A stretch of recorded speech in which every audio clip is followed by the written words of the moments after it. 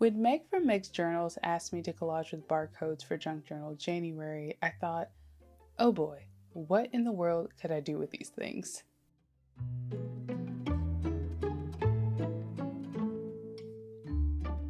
Barcodes are everywhere, so it was easy to find them for this challenge. But before now, I had never considered that they are kind of a perfect example of design. What I mean is that they have an important function to help stores maintain inventory and make the customer shopping experience easy.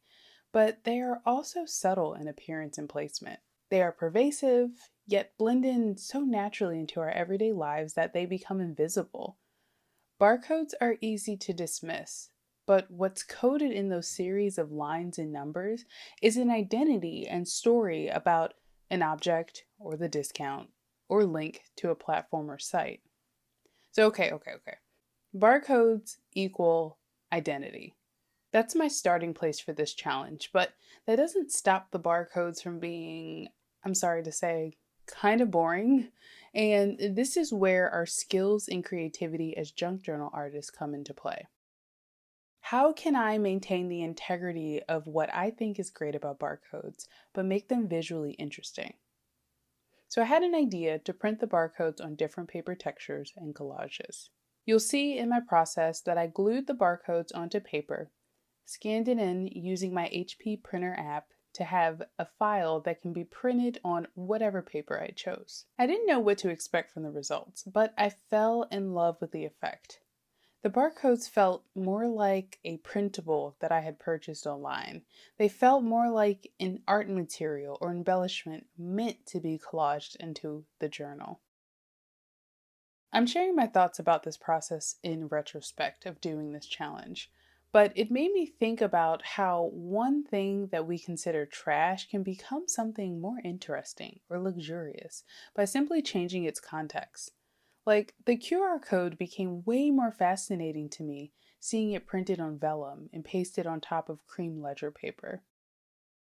I know I'm not doing anything groundbreaking, but following this thread of curiosity has opened me up to wanting to continue to experiment with this collage technique. It may inspire me to try again with another recycled material, or that collection of store-bought ephemera that I just can't make work on my pages. What I also enjoyed about doing this exercise is that I now have a bunch of little collage barcodes waiting for me to use them in my future journals.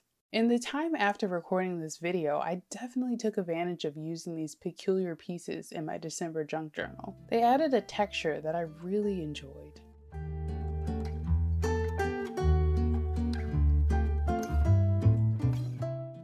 So my layout choice is minimal. If you know me, then you know that that's not surprising. But if you're new to this channel, first of all, hello, I'm Bree. And secondly, I really enjoy practicing restraint. And if we go back to the original seeds of inspiration, which was to highlight the beauty and significance of barcodes, an ode, if you will, it made sense to me to use the look of barcodes to inform the way the pages should lay out. So for this page, that meant sticking to a grid, square layout. And I played with the idea further by painting messy black lines with varying weight to mimic the lines of a barcode. Before I wrap up and share my key takeaways from this challenge that I hope you will use during your next journaling session, I would like to thank Meg from Meg's Journals for asking me to participate in Junk Journal January. This video is coming out in the middle of the month, so if you haven't been following along, boy, you're in for a serious binge watching treat because I am just one of 31 artists that have contributed to Junk Journal January. Links to learn more about all of this junk journal goodness is in the description box. So my key takeaways are: 1, there's no such thing as a boring material, only boring ideas. You can get a lot of mileage out of manipulating a common household item. Use the techniques and tools that are available to you, but try it with a basic material or graphic. You will be surprised by where your willingness to experiment will take you. My second takeaway is that there's beauty in repetition. Repetition can exist in the ephemera material that you're using, like barcodes, but repetition can also happen within your layouts and layering techniques. It may even serve as a solid writing prompt.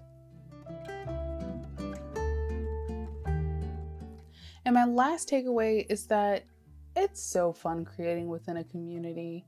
I mean, journaling challenges are such a great way to connect and learn with your contemporaries. We're all familiar with the trope of the lone artist creating in solitude of their studio. I mean, yes, it is just me and my wild kittens in my craft room, but when I watch the art that others make before I journal or share my work online, it makes me feel like I'm in a place where I belong in creating with other people who are like-minded. So, share your art with us too.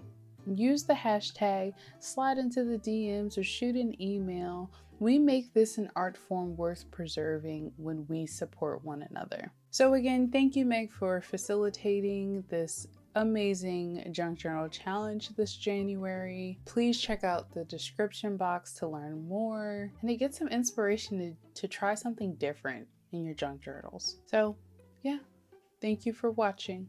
I'll see you in the next video.